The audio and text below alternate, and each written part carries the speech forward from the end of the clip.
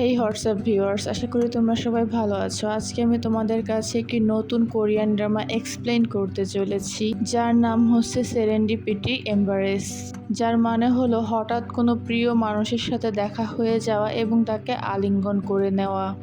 ড্রামার শুরুতে আমাদেরকে আমাদের মেল লিডকে দেখানো হয়, যার নাম হচ্ছে কাং হো ইয়াং, যে কিনা সদ্য ইউএসএ থেকে একটি ছোট্ট অফিসিয়াল কাজের জন্য কোরিয়ায় এসেছে এবং কোরিয়াতে সে তার আঙ্কেলের বাসায় এসেছে। এবং তার আঙ্কেলের কথোপকথনের মধ্যে আমরা জানতে পারি যে সে প্রায় 10 বছর পর কোরিয়াতে এসেছে এবং তার আঙ্কেল তাকে বলতে থাকে যে তোমার উচিত তোমার পুরাতন ফ্রেন্ডের সাথে দেখা করা, কিন্তু কাং হিও তাকে জানায় যে আমার কোনো ফ্রেন্ড নেই এবং তার আঙ্কেল তাকে বলে যে তাহলে চলো আমরা একটি রেস্টুরেন্টে গিয়ে খাবার খাই। তখন সে তাকে বলে যে না, আমার এক নিজস্ব একটি প্ল্যান আছে। তখন সে বলে ও তাহলে তুমি তোমার ফিমেল বন্ধুর সাথে দেখা করতে যাবে। এরপরে আমাদের একটি মহিলাকে দেখানো হয় যে কিনা এই নাটকের মেইন ফিমেল লিড, যার নাম হচ্ছে লি হংজু, যাকে কিনা তার বেস্ট ফ্রেন্ড একটি ব্লাইন্ড ডেটের জন্য পাঠিয়েছে এবং ওই একই রেস্টুরেন্টেও কাং হোকে জোসেফ নামে তার একজন বন্ধু ব্লাইন্ড ডেট করার জন্য পাঠিয়েছে। তখন লি হংজু কাং হিওর কাছে যে তার পরিচয় দেয় এবং বলে যে আমি লি হংজু। তখন লি হংজুকে দেখে কাং হিওর ফ্ল্যাশব্যাকে লি হংজুকে দেখানো হয় যেখানে লি হংজু কাং হো ইয়ংকে একটি লাভ লেটার দিচ্ছিল, তার মানে তারা মিডিল স্কুলে একই সাথে পড়ালেখা করত। তখনই সেখানে কাং হো ইয়ং এর ব্লাইন্ড ডেট যার সাথে ফিক্সড করেছিল জোসেফ, সেই মেয়েটি চলে আসে এবং লি হংজু বুঝতে পারে যে সে অন্য কারোর সাথে তাকে গুলিয়ে ফেলেছে এবং সে ক্ষমা চেয়ে সে তার বান্ধবী যার সাথে তার ব্লাইন্ড ডেট ফিক্স করেছিল তার কাছে চলে যায়। কাং হো ইয়ং দূর থেকে হংজুকে দেখতেই থাকে এবং সে ভাবতে থাকে যে হংজু কি তাকে চিনতে পারেনি। তখন ব্লাইন্ড ডেটের ওই মেয়েটি কাং হিওকে বলে যে আমি মিসো, জোসেফ ভাইয়ার ওয়েডিং এ আপনার সাথে আমরা টেবিলে বসে খেয়েছিলাম, আপনার হয়তোবা আমাকে মনে নেই।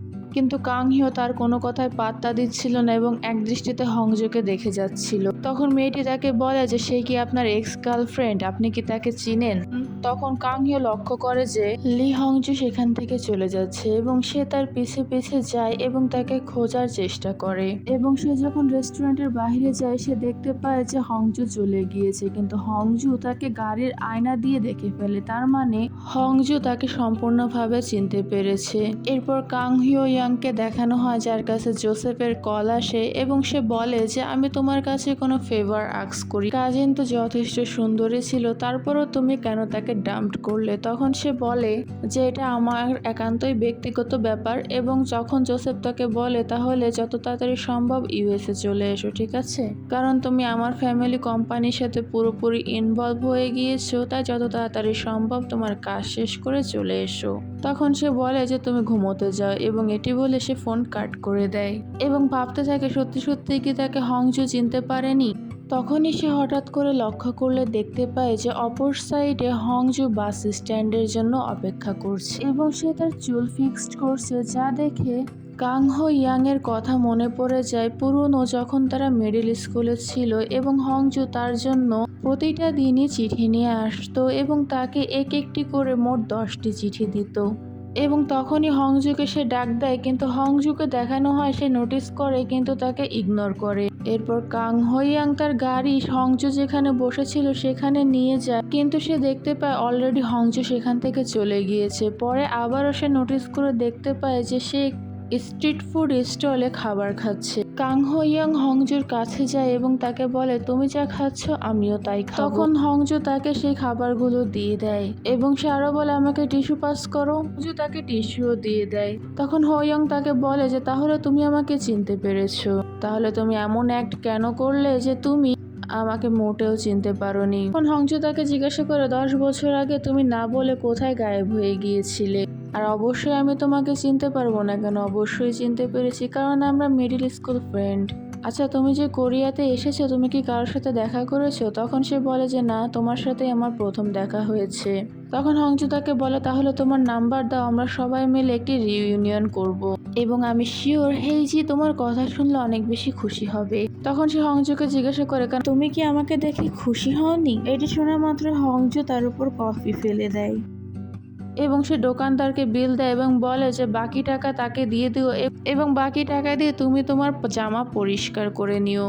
তখন কাং হিয়ং তার বাসায় এসে তার শার্ট দেখতে থাকে এবং আমরা ফ্ল্যাশব্যাকে দেখতে পাই যে ওই দিন হংজুয়ের চক্করে সে তার গাড়ি রাস্তার পাশে পার্ক করে দিয়েছিল, যেটি পার্কিং এরিয়া না থাকার কারণে তার গাড়ি পুলিশ নিয়ে যায় এবং সে হংজুর কথা ভাবতে থাকে এবং সে দেখতে থাকে যে হংজু যে তার সাথে এত কাহিনী করলো, সে তারপরও তাকে মেসেজ দিয়ে সরি কেন বললো না, সে বারবার চেক করে। আবারও অতীতের একটি ঘটনা দেখানো হয় যেখানে হংজু এবং সে একই বাসে ছিল এবং হংজু বাসে ঘুমিয়ে যাওয়ার কারণে সে স্কুলে লেট হয়ে যাচ্ছিল। তখন হংজো খেয়াল করে যে লেট হওয়ার কারণে স্কুল টিচার সকলকে পানিশ দিচ্ছে এবং কাং হিও তার পায়ে ব্যথা পেয়েছিল এবং সে তার টিচারকে বলে যে কাং হিওকে হেল্প করতে গিয়ে তার দেরি হয়ে গিয়েছে এবং সে তার নেম প্লেট ঢেকে রাখে এবং হংজু তার নাম বলতে পারে না এবং ধরা খেয়ে যায় এবং সে শাস্তি পায়। দেখে অনেক বেশি হাসতে থাকে এবং সে তার ক্লাসে চলে যায় এবং কাং হিয়ং যখন ক্লাসে যায় তখন সে দেখতে পায় যে হংজু তার ব্যাগের ভিতরে একটি বই রেখে দিয়েছে এবং সে বইটি চেক করলে দেখতে পায় যে এটি একটি রোমান্টিক বই যেখানে ফার্স্ট লাভ সম্পর্কে লেখা ছিল। টিচার ম্যাথ সলভ করার জন্য ডাক দেয় এবং সে ম্যাথ সলভ করে দেয় এবং যার জন্য টিচার সকলকে তার জন্য তালি দিতে বলে। তখন টিচার যখন তার প্রশংসা করছিল সে বাহিরে হংজুকে দেখতে পায় এবং হংজুও তাকে দেখতে পায় এবং দূর থেকে কাং হিওকে ডাকতে থাকে এবং এই ফ্ল্যাশব্যাকের মাধ্যমে ঘটনা প্রেজেন্টে চলে আসে এবং হংজু তার বান্ধবী হেইজিকে তার কথা বলে যে কাং হিও বিদেশ থেকে চলে এসেছে এবং তাদের কথার মাধ্যমে আমরা জানতে পারি যে হেইজি কাং হিয়ংকে পছন্দ করত এবং কাং হিওর আঙ্কেল পরের দিন তাকে তার গাড়ির কথা জিজ্ঞাসা করলে সে বলে সেটি পুলিশে নিয়ে গিয়েছে। তখন তার আঙ্কেল বলে যে আমার নতুন গাড়ি 1 মাসও হলো না কিনেছি, তুমি পুলিশে দিয়ে দিয়েছো, কি হয়েছিল? তখন সে বলে যে আমার এক স্কুল ফ্রেন্ডের সাথে দেখা হয়ে গিয়েছিল যার জন্য আমার লেট হয়ে গিয়েছে এবং গাড়ি পার্কিং এরিয়ায় না থাকার কারণে পুলিশ নিয়ে গিয়েছে। তখন তার আঙ্কেল তাকে জিজ্ঞাসা করে আচ্ছা সে কি মেয়ে? তখনই কাং হিওর ফোনে একটি কল আসে এবং কাং হিয়ং তার কল রিসিভ করার জন্য যখন বাহিরে যায় তখন সে ভাবে যে হয়তো হংজু তাকে কল দিয়েছে, কিন্তু তখন হংজু না বরং হেইজি তাকে কল দিয়েছে এবং বলে যে আমাদের রিইউনিয়নের জন্য তুমি আসবে এবং কাংহো রাজি হয়ে যায় কারণ হেইজি তাকে বলেছিল যে হংজুও আসবে এবং হেইজি তাদের একটি স্কুল ফ্রেন্ডের রেস্টুরেন্টে যায় এবং সে বলে যে কাং হিয়ং বিদেশ থেকে এসেছে এবং এতদিন পর কাং হিয়ংকে দেখে তার বন্ধু তাকে জড়িয়ে ধরে এবং তাকে ওয়েলকাম জানায়। হেইজি যেহেতু তাকে পছন্দ করত তাই সে তার কর্মের ব্যাপারে তাকে বলতে থাকে। অপরদিকে আমাদের হংজুকে দেখানো হয় যে একটি লোকের পোস্টার দেখে অনেক বেশি রাগ হয় এবং তাকে ইগনোর করে সেখান থেকে চলে যায়। তখন তার বসের একটি মেসেজ আসে এবং বলে যে আমাদের কোম্পানির ভালো ফলাফলের জন্য তোমাকে সেই লোকটিকে গিয়ে একটি পার্সেল দিতে হবে এবং অপরদিকে হংজু তাদের কাছে আসছিল না এবং লেট হয়ে গিয়েছিল এবং হেইজি অনেক বেশি ড্রাঙ্ক ছিল এবং সে সেখানেই বেহুশ হয়ে যায়। এরপর আমাদের হংজুকে দেখানো হয় যে তাদের কোম্পানির একজন গেস্টকেও একটি পার্সেল দিতে যায়। তখন সে হংজুকে বলে যে আমাদের এখানে একজন ভিআইপি গেস্ট আছে। এই ভিআইপি গেস্ট আর কেউ না বরং হংজুর এক্স, যে কিনা হংজুকে না বলেই 3 বছর আগে বিদেশে চলে গিয়েছিল। তাকে দেখে হংজুর পুরনো সকল কথা মনে পড়ে যায় এবং সে তাকে ইগনোর করে সেখান থেকে চলে যেতে চায়, কিন্তু হংজুর এক্স জুনহো তাকে লক্ষ্য করে যার কারণে জুনহোকে দেখে সে অনেক বেশি ড্রাঙ্ক হয়ে যায় এবং কাংহো হেইজি যেখানে ছিল সেখানে আসে এবং সে বলে যে জানো আজকে আমার সাথে কি হয়েছে, আমার প্রথম ভালোবাসার সাথে আমার। তখনই তাদের একজন স্কুল ফ্রেন্ড হংজুর মুখে একটি স্পাইসি খাবার দিয়ে দেয় এবং সে ঝালের জন্য এদিক সেদিক দৌড়াতে থাকে এবং ফিল্টার থেকে পানি খেয়ে সে তার ঝাল সেখানে মেটায়। এরপর তাদের ছেলে বন্ধু দিকে কাংহিওকে বলে যে অবশ্যই এবার না বলে যাবে না, যাওয়ার আগে বলে যেও এবং কাং হিয়ং হংজুকে তার বাসায় আগিয়ে দিতে যায় এবং তারা তাদের স্কুলের সামনে চলে আসলে হংজু তাকে বলে যে তোমার সাথে আমার প্রথম দেখা হয়েছিল স্কুল বাসে, যেদিন আমরা দুজনই লেট হয়ে গিয়েছিলাম এবং তোমার পায়ে ব্যথা ছিল। আমি টিচারের কাছে বাহানা মারছিলাম কিন্তু তুমি আমাকে সেই সুযোগটি দাওনি এবং সেখানে আমাকে মার খাইয়ে তুমি ক্লাস করতে চলে গিয়েছো। তখন কাং হোয়ং বলে যে তাহলে তোমার মনে আছে আর তুমি কি শিওর ওদিনেই আমাদের প্রথম দেখা হয়েছিল? তখন হংজু বলে আমি শিওর।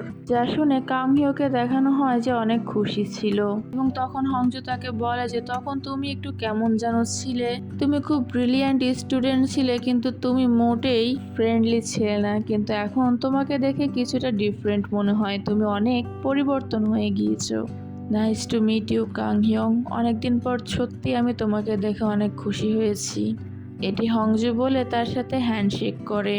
তখন কাং হিয়ংকে দেখানো হয় যে হ্যান্ডশেক করে একটু লজ্জা লজ্জা পায় এবং সে হংজুকে দেখে অনেক খুশি ছিল। তখন হংজু তাকে বলে যে জানো প্রথম ভালোবাসা কেমন হয়, অনেকটা ফ্রোজেন ফুডের মতো হয়। তুমি যদি প্রথম একে গুরুত্ব না দাও এবং বাইরে রেখে দাও তাহলে এটি রোটেন হয়ে যাবে বা নষ্ট হয়ে যাবে। ঠিক তেমনই তুমি যদি তোমার প্রথম ভালোবাসাকে গুরুত্ব না দাও তাহলে সেও তোমার থেকে দূরে চলে যাবে। তাই তোমার উচিত হবে যে কখনো তুমি যেন তোমার প্রথম ভালোবাসার সাথে আবার পুনরায় দেখা না হও, তাহলে তোমার জীবনও ওই ফ্রোজেন ফুড বা পচা ফুডের মতো নষ্ট হয়ে যাবে। এবং এটি বলে সে হংজুকে তার বাড়িতে আগিয়ে দিয়ে আসে এবং সে লক্ষ্য করে দেখতে পায় যে কাং হিও তার আঙ্কেলের বাড়িতে এসেছিল থাকতে তার ওপর তলায় হংজু থাকে। তাই কাং হিওর হাতে যেহেতু খাবার ছিল তাই সে হংজুকে খাবারগুলো আগিয়ে দিতে চায় এবং বলে তুমি কি শিওর এটি তোমার বাড়ি? তখন হংজু তাকে বলে তাহলে কি আমি কারো বাড়িতে চুরি করতে আসছি নাকি, তোমার কি তাই মনে হয়? এবং কাং হিওকে দেখানো হয় যার কথা শুনে অনেক বেশি হাসে এবং বলে যদি তাই হয় তাহলে তোমার সাথে আমার দেখা হচ্ছে। এবং এখানেই অসাধারণ পর্বটি শেষ হয়েছে এবং লাস্টে আমাদের আরো একটি ফ্ল্যাশব্যাক দেখানো হয় যেখানে হংজু তার রিডিং টেবিলে ঘুমিয়েছিল, কাং হিও হংজুর মাথার নিচে তার হাত রেখেছিল এবং তখন ব্যাকগ্রাউন্ড থেকে একটি কথা আসে যে এটি প্রথম একটি প্রশ্ন ছিল যেটি আমি কখনোই সলভ করিনি, আর এটি এমন একটি কোশ্চেন ছিল যেটি আমি কখনো দেখিনি। এই কোশ্চেন সলভ করার জন্য আমি স্টাডি করেছি এবং অতীতে ওই কোশ্চেনের অ্যান্সারটি দিয়েছি। যদি আপনাদের পছন্দ হয়ে থাকে তাহলে এর সেকেন্ড পার্ট এক্সপ্লেন করব কিনা কমেন্ট করে জানাবেন এবং ভিডিওটি পছন্দ হলে ভিডিওতে একটি লাইক ও চ্যানেলটিতে সাবস্ক্রাইব করে দিয়ে আমার পাশে থাকবেন এবং ততক্ষণের জন্য আল্লাহ হাফেজ সবাইকে।